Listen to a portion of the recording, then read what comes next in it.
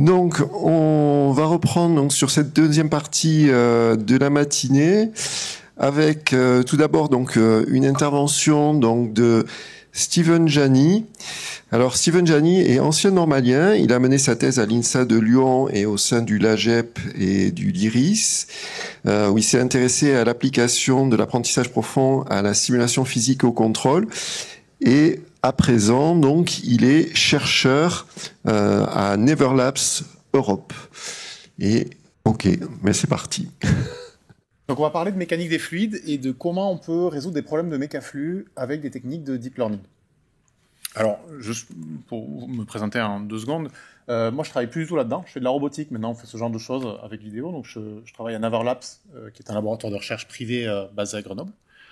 Et ce dont je vais vous parler, en fait, c'est des travaux de thèse, une partie de mes travaux de thèse qui ont été faits à l'INSA Lyon, où on travaillait sur la simulation physique, et on a fait un petit volet sur la mécanique des fluides, et je vais essayer de vous en parler. On va pas aller trop fort dans les détails, on va essayer de construire ensemble notre raisonnement qu'on a eu à l'époque pour faire de la mécaflux, et on va voir quels sont les choix qu'on fait et pourquoi on les fait. Quand on y réfléchit 2 minutes, une simulation physique, c'est pas grand-chose. Vous avez besoin que de 2 éléments, finalement. Vous avez besoin d'une dynamique, c'est votre équation qui va résoudre, qui va définir l'évolution temporelle de votre système. Ça peut être une équation différentielle ordinaire ou avec des dérivées partielles. Et un solveur numérique, ça c'est parce qu'on fait de la simulation numérique sur ordinateur. Et donc il nous faut un algorithme mathématique qui va nous résoudre notre dynamique. Ça, classiquement, la façon dont on le fait, 99% du temps, c'est en utilisant un physicien, un expert du domaine, qui, à partir de ses connaissances physiques, de ses cours de physique et de tous les modèles et toutes les lois qu'il connaît, va nous modéliser cette dynamique que j'ai représentée avec un champ de vecteurs ici, donc qui, elle, est déduite des premiers principes de la physique. Une fois qu'on a ce modèle dynamique, on va pouvoir utiliser notre solver pour résoudre dans le temps l'évolution de n'importe quelle particule à partir de n'importe quelle condition initiale, et c'est ce qu'on fait 99% du temps. Il y a une autre approche qui existe depuis très longtemps, mais qui en fait est très populaire maintenant, évidemment, c'est celle qui est basée sur des données. Au lieu de s'appuyer sur des connaissances a priori, ce qu'on va faire, c'est collecter d'énormes quantités de données. Donc là, vous voyez que j'ai augmenté le nombre de particules, et ce que j'aime bien avec cette simulation, c'est que si vous regardez le mouvement global des particules, vous retrouvez le champ de vecteurs qu'on a vu tout à l'heure. Et en fait, c'est ça, l'idée de faire de l'apprentissage de physique avec du machine learning. On a des données, on a beaucoup de données, et de ces données-là, on va essayer d'extraire des régularités, des règles, des choses généralisables qu'on va pouvoir appliquer à n'importe quel échantillon une fois que le modèle est entraîné. Ces 2 approches-là, physique et machine learning, elles ne sont pas opposées. Vous pouvez très très bien les combiner, et d'ailleurs, c'est ce qui se fait beaucoup. La façon dont on les combine va dépendre de la quantité d'informations à laquelle on a accès avant de vouloir faire la simulation. Je vais caricaturer en faisant 3 cas principaux. Le premier, c'est sûrement le plus connu, il y a de fortes chances que vous en ayez déjà entendu parler. C'est le cas où votre dynamique est connue. Vous avez accès, parce que vous avez un physicien dans l'équipe, parce que vous êtes très fort en mécanique des flux, vous avez accès à une dynamique, une équation qui régit l'évolution du système, mais vous n'avez pas accès à un solver. Pour plein de raisons, parce que le solver est trop compliqué, vous ne voulez pas le coder, il est trop lent, ou il n'a pas les propriétés que vous voulez. Dans ce cas-là, le bon outil, c'est les Physics Informed Neural Network, les PINS. Donc voilà, c'est quelque chose qui est très populaire. L'idée du PINS, c'est de modéliser la solution de votre dynamique par un réseau de neurones. Et je dis bien la solution, c'est un point important. On va modéliser S dans cette dynamique-là. On la modélise avec un réseau de neurones, et on va l'apprendre, on va l'entraîner en essayant de minimiser un coût qui dépend de l'équation différentielle, qui est en fait le résiduel de l'équation différentielle. Alors, j'ai mis PDI, ça peut être une ODI, peu importe. Ça, c'est rendu possible par le fait qu'on a Autograd. Autograd, c'est un module PyTorch TensorFlow que vous avez dans la plupart des librairies de deep learning, qui permet de calculer les dérivés du réseau de neurones de façon analytique, très rapidement, très efficacement, et donc ça nous permet de calculer ce terme-là. Il y a souvent des termes supplémentaires dans les pins, vous pouvez imposer des conditions initiales, des conditions au bord, si vous voulez, et vous pouvez même ajouter des petits points d'observation si vous avez une véritable expérience, vous avez quelques points de mesure, vous pouvez les ajouter dans votre terme de loss, ça fonctionne bien. Maintenant, c'est une méthode qui a 2 défauts et qui n'est pas super adaptée à la mécanique des fluides. La première, c'est que ce n'est pas généralisable. Le fait qu'on modélise la solution fait que si on change les conditions initiales, on change les conditions au bord, eh bien, il faut rentraîner un pin depuis 0. Dommage. Autre problème, c'est des modèles qui sont connus pour être difficiles à entraîner. C'est lié à la fonction coût, en fait, qui a une mauvaise forme. Donc il y a pas mal de papiers qui montrent que c'est pas super facile à entraîner. Pas top pour faire de la mécaflux. Il y a une autre approche qui est la situation inverse. Cette fois, on n'a pas accès à la dynamique, on ne la connaît pas, on n'a pas d'expert. Par contre, on connaît un solver numérique, parce qu'on l'a déjà implémenté, parce que c'est des choses simples. Vous pouvez utiliser du Euler, du Range-Kota, d'AutoCAD, enfin des choses simples. Et alors dans ce cas-là, il y a un papier qui formalise ça super bien, c'est Neural Ordinary Differential Equation, qui va plus loin que ça, mais qui est un super papier pour formaliser. L'idée, c'est cette fois, on ne va pas modéliser la solution, on va modéliser la dynamique. Donc on va modéliser f, la fonction f. Je l'ai représenté ici avec un champ de vecteurs qui est aléatoire, puisque au début, je n'ai pas entraîné mon modèle, donc j'ai quelque chose d'aléatoire. On va ensuite utiliser un dataset de particules, de mouvements, de simulations qu'on a collectées, et on va essayer, avec un solver d'ODE, donc un solver différentiel, on va essayer de simuler l'évolution de ces particules, et on va calculer l'écart entre nos datasets, les mesures qu'on a obtenues, et les simulations avec notre dynamique apprise. On va itérer plusieurs fois, et vous voyez que gentiment, le flux de vecteurs converge vers quelque chose qui a du sens, et qui est plutôt joli. Alors ça c'est bien, c'est généralisable. Cette fois, comme on apprend la dynamique et pas la solution, la dynamique, si vous changez les conditions initiales, vous pouvez toujours simuler. Donc vous pouvez généraliser à des nouvelles conditions initiales. Le problème, c'est le passage à l'échelle. Le fait qu'on utilise un solver d'ODE, ici, c'est des modèles qui souvent ont besoin de faire beaucoup de passes à travers le réseau. Prenez Range-Kota, AutoCAD, vous faites 4 passes, à chaque pas de temps, vous faites 4 passes dans le réseau. Et ça fait que passer à l'échelle, c'est-à-dire avoir des très très gros modèles, ça coûte cher. C'est un peu pénible à faire et ça coûte cher. Donc c'est pareil, c'est pas super adapté pour de la mécaflu, qui est un problème assez compliqué à simuler. Non, en fait, ma technique préférée, et celle que je trouve la plus rigolote, c'est la méthode end-to-end, donc de bout en bout. C'est une situation où vous avez accès à rien, ni la dynamique, ni le solver numérique, il faut tout apprendre depuis zéro. Là, souvent, on fait ce qu'on appelle des modèles autorégressifs. Donc autorégressif, ça c'est simple, vous prenez une image, ou enfin, une observation à un instant donné, vous la passez dans votre modèle, il vous prédit l'observation suivante. Et cette observation suivante, vous la fournissez au modèle de nouveau, et vous faites des prédictions comme ça, les unes derrière les autres. Ça c'est sympa parce qu'on est toujours généralisable, puisqu'on est autorégressif, et en plus, ça passe très bien à l'échelle, puisque finalement, vous faites qu'un mapping de t à t plus 1. Donc on peut se permettre d'avoir des modèles qui sont vraiment très très gros. Donc on va essayer plutôt d'aller vers ça pour la mécanique des fluides dans ce cas-là, parce que voilà, c'est une méthode qui est assez simple, qui n'a pas besoin de beaucoup d'a priori physique, et qui généralise très très bien. Ok, ça c'est pour l'approche. Maintenant, il nous faut deux choses. Il nous faut un dataset, et il nous faut une méthode de simulation. Pourquoi une méthode de simulation? Parce que les mécaniques des flux, vous en avez sûrement déjà entendu parler, c'est dur à simuler. Les équations de Navier-Stokes, certes, elles sont connues, mais il n'y a pas de solution générale, on ne la connaît pas. La simulation directe, c'est-à-dire si vous faites une grille et que vous discrétisez un peu bêtement, ça ne fonctionne pas, ou alors il vous faut une discrétisation de grille qui est ultra fine, et ça prend des milliers d'heures de calcul, donc c'est juste pas gérable. Et c'est une dynamique qui est multi-échelle. Il faut modéliser des événements microscopiques pour avoir leurs effets macroscopiques, pour vraiment bien prendre en compte la simulation. Fort heureusement, il y a des physiciens qui ont beaucoup travaillé avant nous et qui nous ont proposé des solutions pour faire des simulations dans un temps correct. Je vais vous en parler de 3. La première, c'est celle-ci, la Smooth Particle Hydrodynamics. Vous modélisez le fluide par des particules, c'est une vision lagrangienne. Ça, c'est super. C'est quasiment temps réel si vous n'avez pas trop de particules. C'est assez réaliste, donc c'est pas mal utilisé en cinéma, en jeu vidéo. Le problème, c'est que si vous voulez quelque chose de précis, il vous faut beaucoup de particules. Et si vous mettez beaucoup de particules, le nombre d'interactions va augmenter entre les particules, ça évolue à n carré, et ça devient trop coûteux, et en plus, physiquement, c'est pas super précis. C'est pas mal, mais c'est pas super précis. Il y a une autre méthode qui est soit pire, soit mieux, selon votre point de vue. Ça s'appelle Stable Fluid, qui est un mélange entre du lagrangien et du eulérien. C'est un algorithme qui est super rapide, qui est stable, et qui donne un résultat très, très réaliste. Là, vous avez deux exemples avec des résolutions différentes pour le nuage de fumée. Ça, c'est sympa, mais à nouveau, c'est quelque chose qui est bien pour faire du computer graphics. C'est pas bien pour faire de la simulation physique précise, parce que c'est pas fait pour ça. Non, en fait, si vous voulez faire quelque chose de niveau ingénierie, quelque chose qu'on va pouvoir utiliser derrière pour faire de la recherche ou de l'ingénierie, le plus courant, c'est d'utiliser ces méthodes, ces équations Rans, Reynolds, Averaged, Navier-Stokes Equation, qui sont des versions simplifiées, entre guillemets, de Navier-Stokes, qui sont un petit peu plus faciles à résoudre, qui incorporent ici un modèle de turbulence qui est adaptable, donc vous pouvez avoir des simulations plus ou moins rapides ou plus ou moins précises en fonction de ce dont vous avez besoin. Et surtout, super important, il vous faut faire cette simulation sur un maillage irrégulier, et donc pas sur une grille uniforme. Ça, c'est un point important, parce qu'avec un maillage irrégulier, vous pouvez contrôler la précision et la densité de votre maillage de façon dynamique. Vous voyez qu'ici, là, il n'y a pas beaucoup de points parce que c'est des zones assez homogènes. Et dans des zones plus complexes comme celle-ci, vous avez plus de points parce qu'on avait besoin de plus de points. Donc on va plutôt essayer de faire ça. La raison, c'est qu'on voudrait faire un modèle qui fait de la simulation qui soit utile pour les ingénieurs et qui puisse être utilisé derrière. Donc on part plutôt sur des équations RAND. Maintenant, il nous faut un dataset. Il nous faut un dataset de simulation RAND qu'on puisse utiliser pour entraîner notre modèle.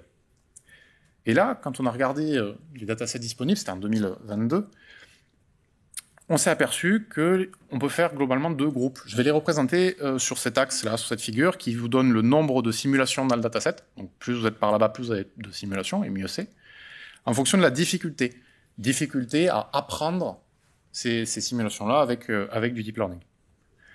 D'un côté, vous avez des simulations, des datasets, avec beaucoup de simulations dedans. CylinderFlow, c'est un problème ultra classique, qui est très connu en mécanique des fluides.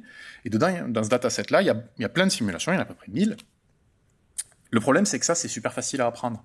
C'est difficile à résoudre pour un physicien, mais c'est facile à apprendre pour un réseau de neurones parce que vous voyez que c'est périodique. Voilà, il y a une certaine périodicité dans le comportement, et ça, c'est un truc que le réseau de neurones va apprendre super facilement. Donc, c'est pas très rigolo. De l'autre côté, on a des datasets qui sont hyper difficiles. ScalarFlow, c'est un super exemple. ScalarFlow, c'est un dataset 3D. Alors, c'est des simulations, mais qui sont alignées sur du réel. 2 nuages de fumée, c'est un truc qui est très difficile à apprendre, vraiment. Par contre, comme c'est aligné sur du réel, il n'y a pas beaucoup d'exemples dans le dataset. Comme il n'y a pas beaucoup d'exemples, faire du deep learning là-dessus, c'est aussi difficile.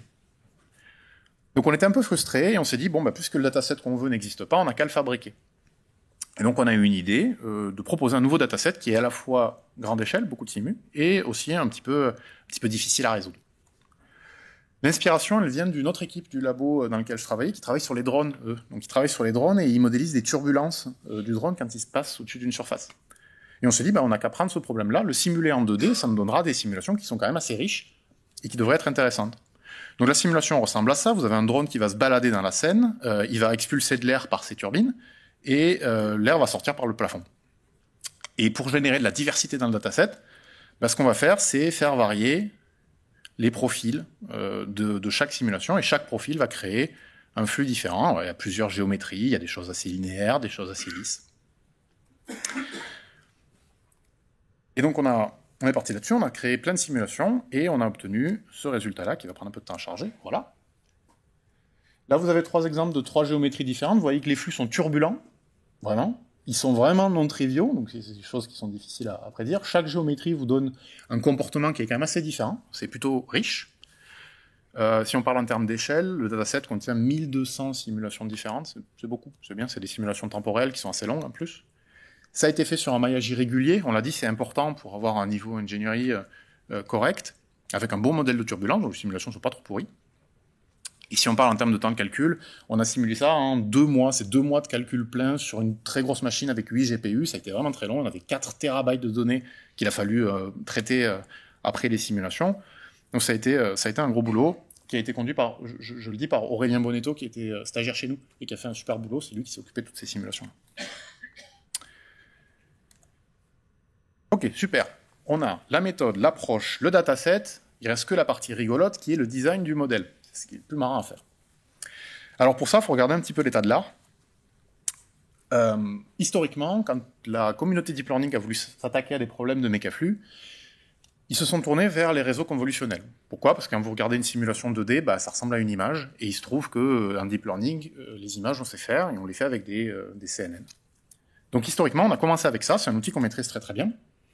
Le problème, c'est que les CNN, ça travaille sur des grilles uniformes, des grilles de pixels. Et on l'a dit tout à l'heure, les grilles de pixels, c'est pas adapté à la mécanique des fluides. Il y a une jolie façon de s'en apercevoir, c'est une expérience de reprojection. J'ai fait la simulation d'un flux sur un furet, ne me demandez pas pourquoi, une simulation d'un flux sur un maillage très très fin. Et ce que je fais, c'est que je le projette sur une grille uniforme, sur des pixels, et je le reprojette après sur le maillage original, et je calcule l'erreur de reconstruction. Et en fait, on s'aperçoit que si vous avez autant de pixels que de points dans votre maillage irrégulier, vous avez une erreur de reconstruction qui est énorme. Si vous voulez une erreur de reconstruction très faible, il vous faut 80 fois plus de pixels que de points dans votre maillage uniforme à la base. Donc on voit que ça s'adapte très très mal à des problèmes de mécaflux. Heureusement, on a des trucs plus modernes et un peu plus sympas, plus adaptés, qui sont les graph neural network. C'est des modèles qui sont pas très compliqués à comprendre. En fait, l'idée, c'est de chaque nœud du maillage a une représentation latente. On va calculer des interactions entre nœuds à l'aide d'un réseau de neurones qui va mélanger deux représentations, accumuler tous les messages sur un nœud donné et mettre à jour l'état du nœud. Et de façon itérative, on va répéter cette étape-là. Si vous ne connaissez pas, il y a une super formation Fiddle qui parle très très bien de ces modèles-là. Je vous recommande vraiment d'aller la voir, elle est vraiment top. Donc ça a été utilisé pour faire de la simulation sur des maillages, et ça a été utilisé avec beaucoup de succès, ça marche vraiment super bien. Mais j'ai quand même un petit problème avec ça. Et c'est lié au champ réceptif de ce type de modèle. Pour illustrer ça, j'ai cette animation-là où je peux sélectionner des points dans mon maillage, un point rouge ici, et ça vous affiche quels sont les points utilisés par le modèle pour mettre à jour le point sélectionné. Et si j'augmente le nombre de couches dans mon réseau, que j'en mets beaucoup, alors là, le champ réceptif augmente, mais il n'est pas infini. Et donc si je choisis un point qui est ici, là, ce point-là ne communiquera jamais avec des points qui sont à l'autre bout du maillage. Et à ce moment-là, nous, on pense qu'un réseau qui pourrait être capable de faire des communications de très longue distance, ben c'est sûrement intéressant. Et ce serait bien de permettre au réseau de le faire. Donc on a proposé une modification de ce Graph Neural Network. On appelle ça le Mesh Transformer. Bon. L'idée, c'est de commencer par une première étape d'encodage. Là, on va faire quelques étapes de Graph Neural Network, juste pour avoir des représentations de nœuds assez riches et qui représentent bien l'état de la physique actuelle. Ensuite, et c'est là que ça devient intéressant, on va faire un clustering de ce maillage. On va grouper les nœuds par paquet, c'est un clustering qui est purement géométrique, juste à partir des positions, et on va y faire une opération de graph pooling. On va utiliser un réseau de neurones qui va extraire de chaque cluster un seul nœud, qui sera, donc il y aura forcément moins de nœuds, puisqu'on va faire de l'extraction, mais par contre ce sera des nœuds très informatifs. Il y aura beaucoup d'informations dans ces nœuds-là. L'avantage de ça, c'est que ça réduit la complexité du maillage. Vous avez un maillage moins dense, mais avec beaucoup plus d'informations par nœud. Et ça nous permet de faire de la communication entre tous les nœuds, vu qu'il y en a moins. On a fait ça avec des modèles d'attention. Voilà, c'est un outil assez classique, très puissant. Et là, tous les nœuds vont interagir les uns avec les autres. Et une fois qu'on a ça, il n'y a plus qu'à faire une étape de reprojection. On redescend vers le maillage très fin et on supervise pour prédire l'étape d'après en physique en autorégressif. Ok, maintenant on va voir ce que ça donne lorsqu'on entraîne ce modèle-là sur notre dataset Eagle. Vous avez la vérité terrain ici, la prédiction du Mesh Transformer ici, et les baselines, convolutions et Graph Neural Network. Vous voyez que globalement, notre modèle fonctionne plutôt bien. Il fonctionne plutôt bien dans la durée aussi, hein, parce que là, vous avez le nombre de time steps qui sont simulés. Et en comparaison, le CNN et le GNN, eux, ont tendance à diverger assez rapidement. On peut regarder quelques chiffres. Effectivement, on voit que le modèle dans le temps est sensiblement meilleur. On a une meilleure stabilité dans le temps pour la prédiction. Et en plus, on se paye le luxe d'être un peu plus rapide. Voilà. Parce que le fait qu'on fasse ce graph pooling, ça nous permet d'être plus rapide, donc on est plus précis et plus rapide. Il y a une autre expérience sur ce modèle que je voudrais partager avec vous, que je trouve assez intéressante. Ce que nous donne cette animation-là, ça me permet de sélectionner un cluster du maillage.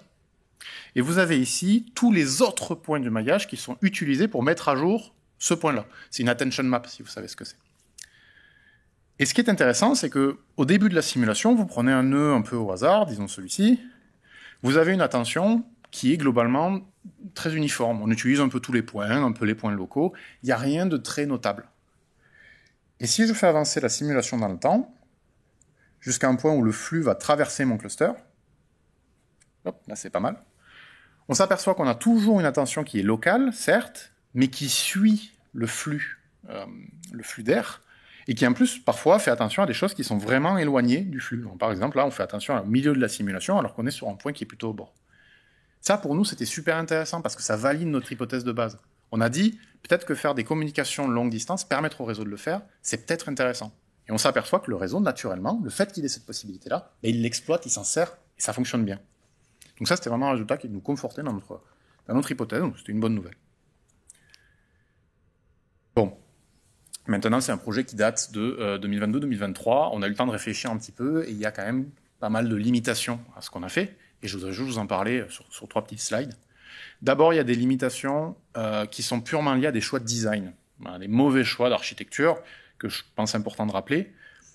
Le premier, c'est le choix de la façon dont on a fait le clustering. Je vous ai dit, on groupe les nœuds de façon géométrique, on prend les points qui sont à côté et on les regroupe en un seul super nœud.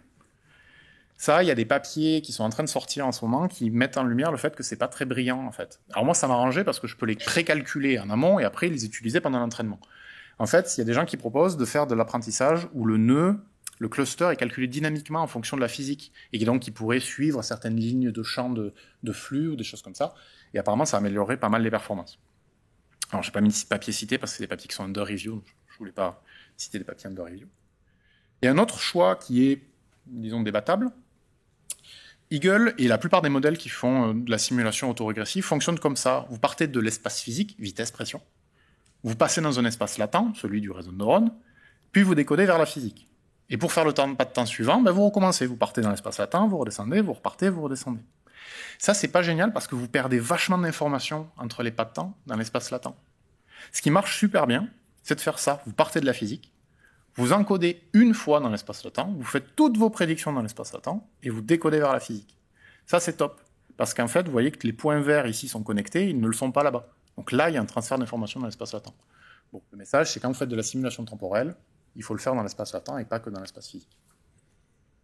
Ensuite, il y a des limitations techniques liées au modèle. Donc ça, c'est vraiment des limitations sur des choses qu'on n'est pas capable de faire avec ce modèle-là, parce qu'il n'a pas été fait pour ça. Le premier point, c'est les simulations 3D. On s'est aperçu sur... alors ça, c'est des simulations de scalar flow. On s'est aperçu que sur les problèmes 3D, notre modèle, il n'est pas forcément très bon. Alors, il est meilleur que les baselines, d'une petite marge, mais vous voyez ici la comparaison entre la vérité terrain et la prédiction. Ça n'a rien à voir, c'est vraiment pas excellent. Là, on a un problème de mise à l'échelle. Dès que vous rajoutez une troisième dimension, vous multipliez le nombre de points, et tout d'un coup, vous avez des centaines et des centaines de points. Et ça, le modèle s'adapte assez mal à ça. La deuxième limitation, c'est le fait qu'on est obligé d'entraîner ce modèle-là avec des observations, avec des simulations complètes. Vous avez besoin d'un dataset super riche avec beaucoup d'informations dedans, qui sont des vraies simulations physiques, pour pouvoir entraîner le Mesh Transformer. C'est pas top. Ce qui serait vraiment bien, ce serait de travailler avec des observations plutôt, des vidéos, par exemple, d'un flux, d'une vague ou de nuages de fumée, et d'arriver à reconstruire une simulation à partir de ces observations-là. Il y a des travaux qui font ça, qui utilisent des modèles de particules, des modèles plutôt NERF ou alors des Gaussian splatting, et que je trouve super intéressant.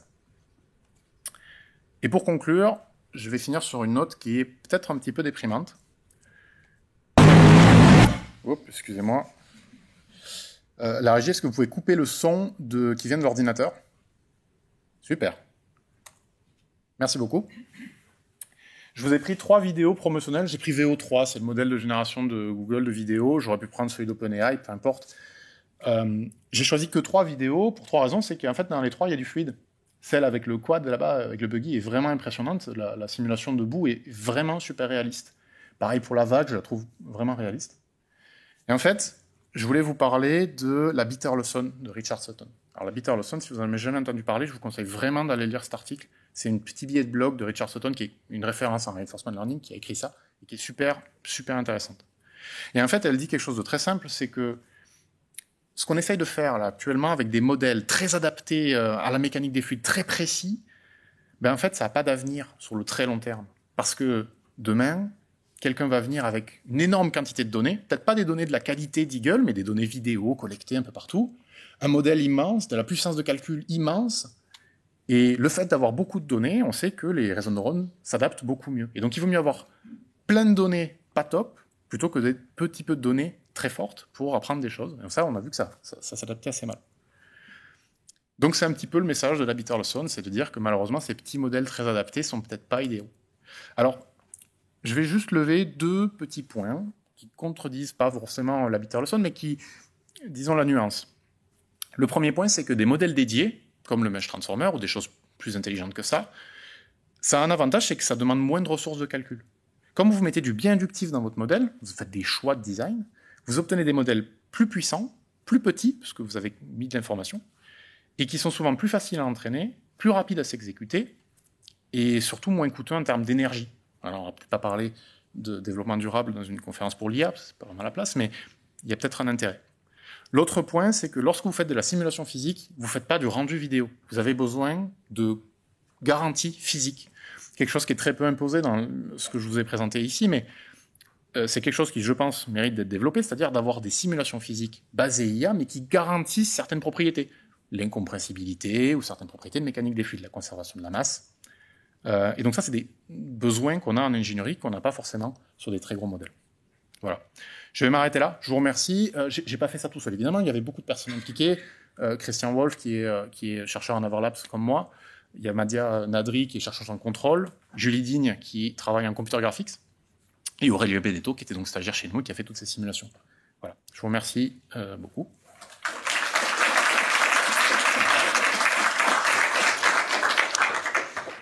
Merci beaucoup. Oui, on va pouvoir passer aux questions. Là-bas.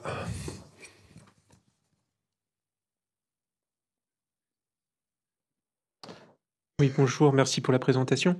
Je me demandais, est-ce que cette méthode là, que vous avez développée peut, par certains côtés, est-ce qu'on peut faire un lien avec les méthodes multigrilles qui sont très couramment utilisées en HPC? Absolument, ouais, tout à fait. Il y a d'ailleurs certains papiers qui poussent ça encore plus loin, puisque nous, on n'a qu'un seul niveau de grille, hein, c'est-à-dire qu'on a le maillage fin et le maillage plus grossier.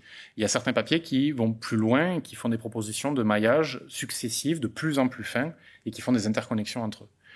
Ce que j'ai vu se fait surtout sur des images 2D, hein, donc c'est plutôt basé CNN ou UNet.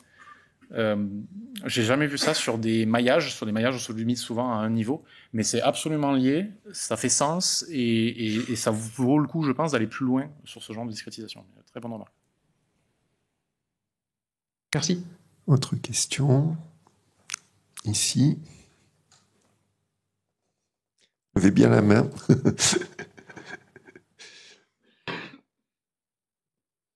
Thank you so much for your presentation. My question is why GraphNet is better than CNN as you showed the results? Like, what is the strength of the GNN? Well, the main strength is that with a graph neural network, you can work with irregular meshes. So you basically have every point that is described by a velocity, a pressure, and a position, and then you can vary the position of the nodes. This is impossible to do with CNN, because in CNN, you have fixed pixel, you have a grid of pixel that is uniform, and that you are constrained to this resolution. With a graph neural network, you're allowed to say, in this region, I need more points, because this region is complex, I need more accuracy, and it is in this region, I need less points, because it's easier, more uniform. And that's one of the power of graph neural networks, because it's adaptive to the number of points, and you can vary them just as much as you want. Une autre question. So thank you for your presentation, and I wanted to ask you, what about the ability of your model to generalize to unseen cases? Have you tested your model to, I don't know, like geometries that were not in the data set to see how it performs? Yeah, it's actually a very good question. Indeed, this is one of the limitations of those kind of model, that it's trained on a specific data set that has a very specific task and does not generalize very well to other tasks. I will give you an example with Eagle. So the dataset Eagle is divided into 3 different geometries. And what we try to do is train on only 2 geometry and test on a third that is completely unseen. We see with that the model can generalize to different geometry. So it actually works, but it works because we stay in the Eagle domain. It's still drone simulation in 2D. What we didn't try, and I don't think it worked, is to take the model trained on Eagle and then test it on cylinder flow, for instance, which is the same physics, but a different problem. There is very little chance that this works because we know that neural networks usually overfit on details on simulation. So yeah, obviously it's a limitation. I think the way to go in this situation is to combine all the datasets. It's difficult because the datasets have different modalities and you need to combine them. But at some point, if you manage to gather all the datasets, gather Eagle, cylinder flow, scalar flow, every task, group them into a single big dataset and train a model like on this, then you have good chance of generalization. But that's an hypothesis. I don't have experimental proof. Thank you very much. If I may ask also, when you decided to switch from regular grids to graph neural networks, have you ever considered like mapping the mesh to regular grids, like for example structure meshes that can be mapped to regular grids? Have you ever investigated this mapping between, like transforming an irregular mesh to a regular grid? We did something very dumb on that. We define a grid and we interpolate the mesh onto the grid. And when you have multiple nodes into a single pixel, then we average them, which is kind of dumb, but I know there is a better way, and we didn't test that. But that would make sense, actually. Thank you very much. Ok, allez, une dernière question. Je vois, il y a une main qui est levée ici.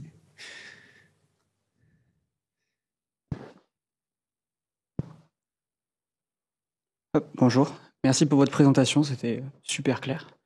J'avais une question sur votre dernière limitation qui était sur la physique qui a besoin de garantie. Effectivement, en fait, dans votre modèle, vous avez une excellente architecture, mais il n'y a pas de contrainte hard sur en fait le respect des lois physiques. Vous l'apprenez indirectement à travers la simulation, mais il n'y a rien qui garantit à l'inférence le maintien de ces conservations, le maintien de vos contraintes.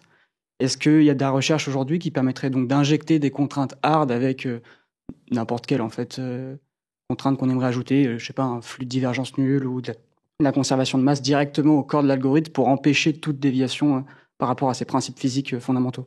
Absolument, alors c'est effectivement une bonne remarque. Ce qu'on veut souvent imposer sur un problème comme ça, c'est de l'incompressibilité ou de la conservation de la masse. C'est les deux critères qu'on voudrait imposer dans notre simulation. Il y a trois approches à ça qui sont un peu liées au slide que j'ai montré en introduction. La première approche, c'est l'espoir. Vous prenez un énorme dataset, ce dataset respecte la conservation de la masse, vous l'entraînez dessus et vous espérez que le réseau apprenne une régularité qui est la conservation de la masse. C'est un petit peu sur ça que repose l'apprentissage comme ça sur des énormes quantités de vidéos, c'est qu'on trouve des régularités. L'autre approche, c'est de contraindre ça par des contraintes soft, c'est-à-dire qu'on met ça dans le terme de loss, qui a l'avantage de contraindre le réseau, lui donner une indication et dire attention, je veux que tu respectes la conservation de la masse, mais ça ne la contraint pas de façon hard, effectivement. Les travaux qui imposent ça de façon hard, c'est-à-dire dans la structure même du réseau, imposer une conservation, ça existe. Mais le problème, c'est que ces structures-là, souvent, imposent des calculs intermédiaires qui rendent le modèle difficile à entraîner. Et dans ce cas-là, on a un problème de mise à l'échelle. Donc c'est un problème qui est non résolu. Comment on fait pour prendre une contrainte hard, la mettre dans un modèle, sans détruire les performances et le temps d'entraînement? C'est un vrai problème ouvert à laquelle je n'ai pas la solution. Ok. On va enchaîner parce que sinon on en profite pour on a la chance quand même d'avoir une synthèse graphique qui est réalisée en live, donc c'est quand même une sacrée opportunité comme ça d'avoir ces possibilités là de facilitation graphique qui sont réalisées par Aline Rollin en même temps. Donc voilà, je vous laisse, je te laisse aussi voir. Ok, mais merci beaucoup à Stephen Jani, merci encore.